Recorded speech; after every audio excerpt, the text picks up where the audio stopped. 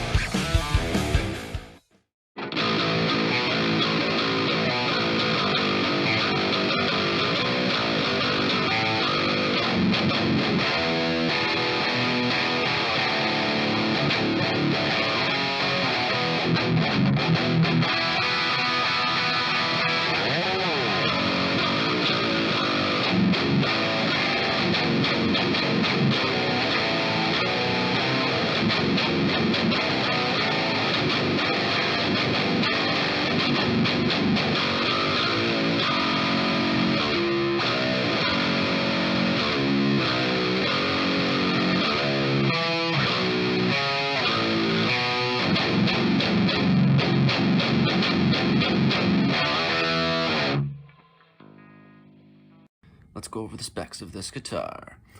Alright, we got a titanium headpiece that locks here. We have a bone nut. We have 24 stainless steel frets with, if you can see there, nicely rolled ball ends. We have a 16-inch fretboard radius.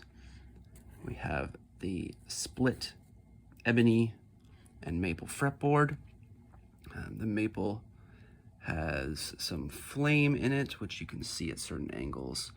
I'm not getting, it's not picking up very well on this angle, but if you see some of the play videos, you'll see the flame. It has luminous side markers and markers on the front, on the fretboard. And then it switches to the treble side past the 12th fret. We have the tuning machines, which are the exact same as my other NK. One thing I've noticed is that this one, the tuning machines are not as smooth, and it was much more difficult to tune with my fingers. So some lubricant helped quite a bit. Not perfect. So one of the suggestions that you commonly get is to replace the washers on the tuners with some Teflon ones, and that supposedly works very well. So we have a 3-way toggle push-pull on the volume. We have your tone. We have a custom finish color that I worked on. It's called, well, I like to call it Fuchsia Black Burst.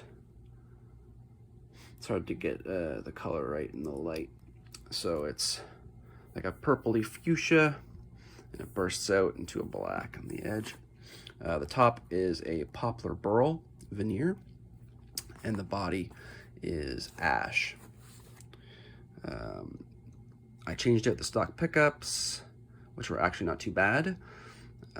Even though they've recently changed to new pickups, so I haven't tried the most recent ones, but the ones you generally would have gotten in the 2021, 2022 orders, largely pretty good. Compressed, but overall pretty good sounding. These are my bare knuckles that I got used for a really, really good price. We have a bare knuckle mule and riff raff. All right, so if we turn this over now, we have the one-piece Wengay neck, which is actually supposed to be a roasted Wengay neck. So that's really cool and would most definitely add to the stability of the wood. And here is the ash body. And it is, of course, a bolt-on neck. All right, let's flip it over.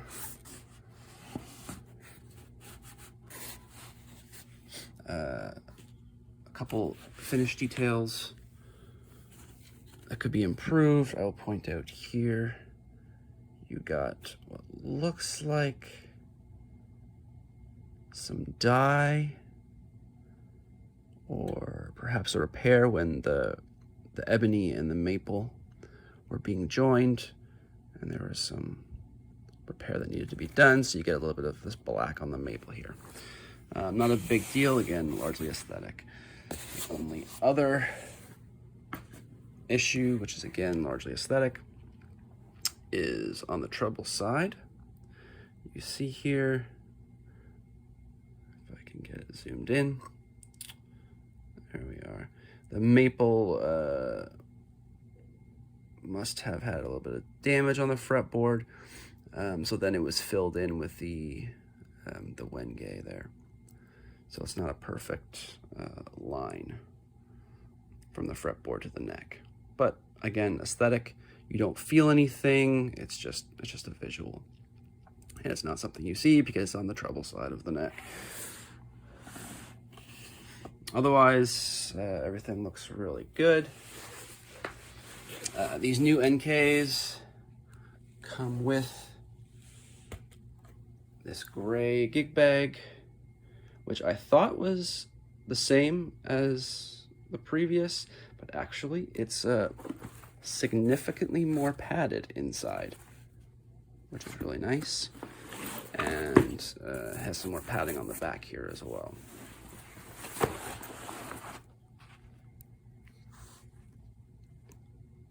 And that is it for the specs.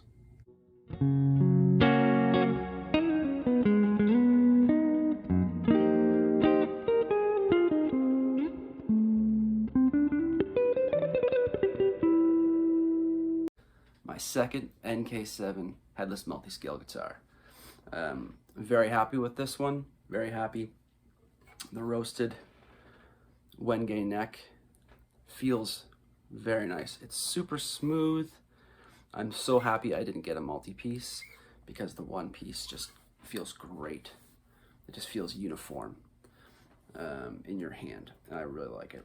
I did opt for the split ebony maple fretboard, which is an upcharge, one of the few upcharges that you usually pay. With NK, a lot of the other customizations are actually free. So my custom color here, which is a kind of like a magenta purple blackburst, I just call it a magenta blackburst, was free. All the options, again, that I chose were free, and you can choose other body woods, any color you like. Usually pickup layouts can also be done for free. Inlays can cost more, but they might not. It depends. You just have to contact NK Guitars, and you can get pricing details from them.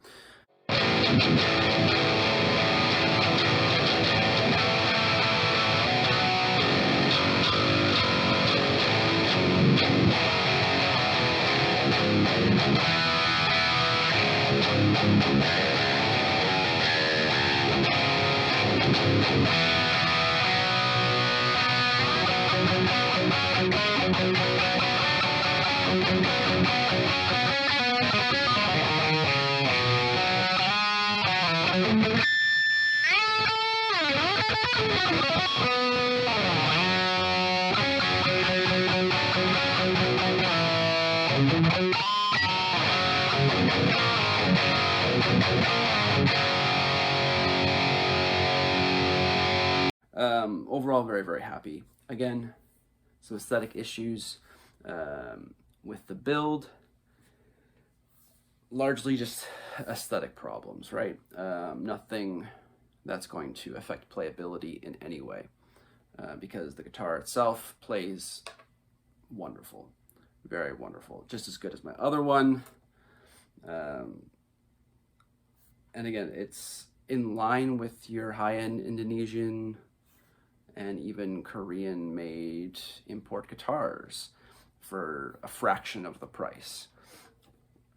I mean, these days, for what I bought this for, you can maybe get a high-end Squire or something out the door. The value on this is phenomenal, especially if you're looking for a headless multi-scale guitar you're not getting anything this good from a name brand, not even close, without paying 2.5 times more or higher.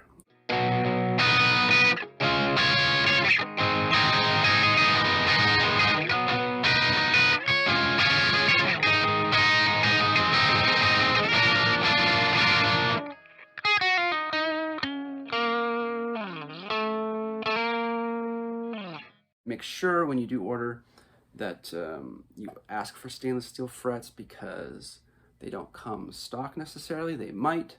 The builder will randomly choose which ones get stainless and which ones get regular nickel frets.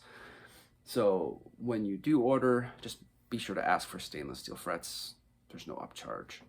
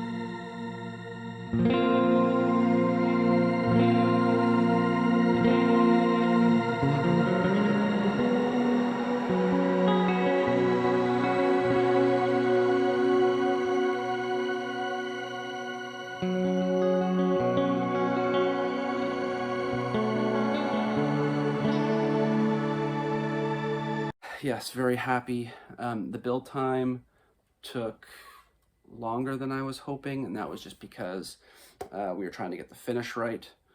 But he nailed it the second time around. In doing that, he built actually a whole new guitar instead of just redoing the body. And then the second one he did, which had this body on it, he did a new neck for it, which looked really good. It actually had more ebony than this one does in the split. However, he forgot the stainless steel frets on that one, so then he had to build another neck, and this is the one that I ended up with. Now, the stainless steel frets on this guitar are not as polished or shiny as my other NK. Not a big deal. They're still stainless steel, and they'll last for a very long time.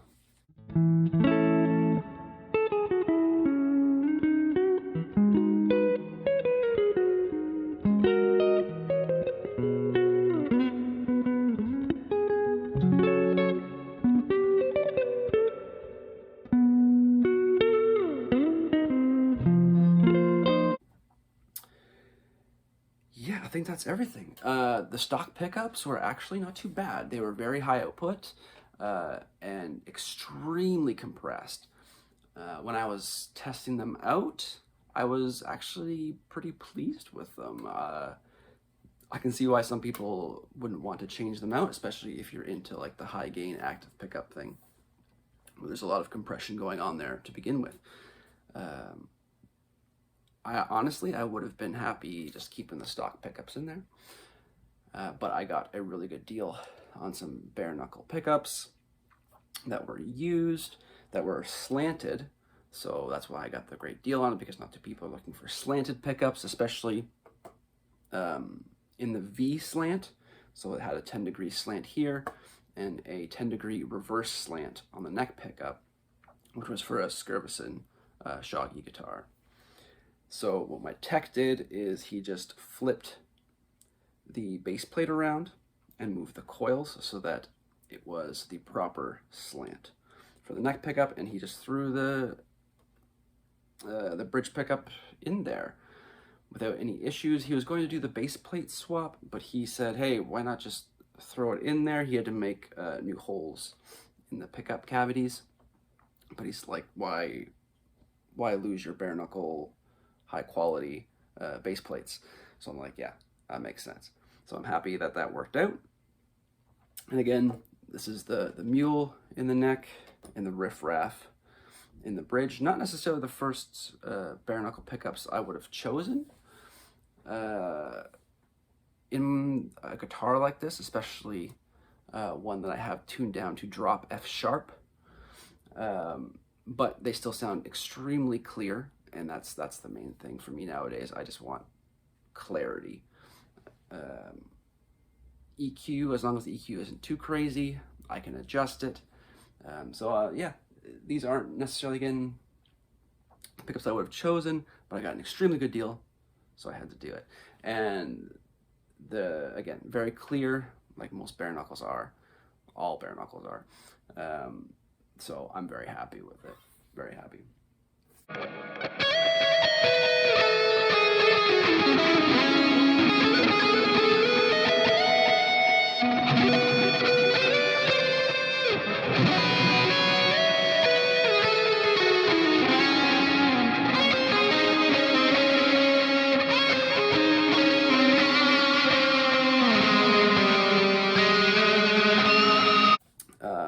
For those who are curious, currently I have a D'Addario 12 to 54 on the first 6 strings, and a 74 for the low F sharp.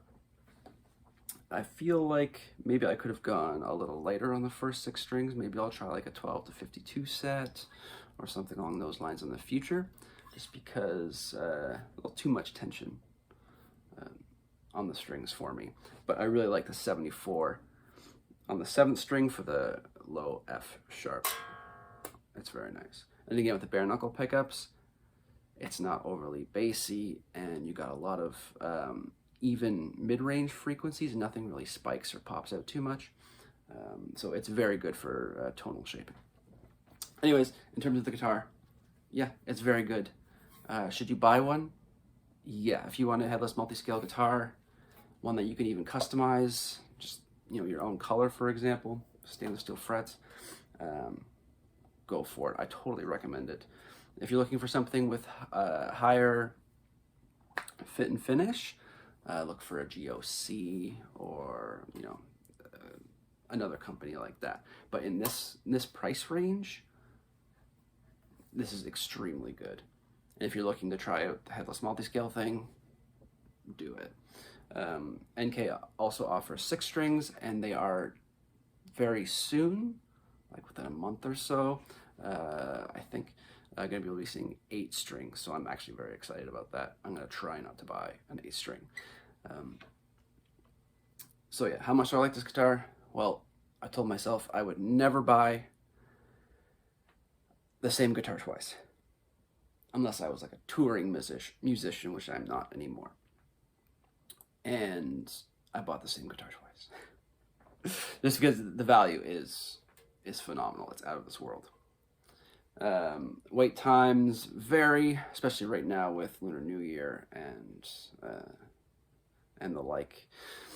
So sometimes you'll have to wait, I don't know, 4 to 6 weeks for the standard builds, or it can be a little more depending on what's going on. Otherwise, love the guitar. If you have any questions, shoot some in the comments down below, and I'll get to them as soon as I can. Mike from GearHeads signing off, and I'll see you next time.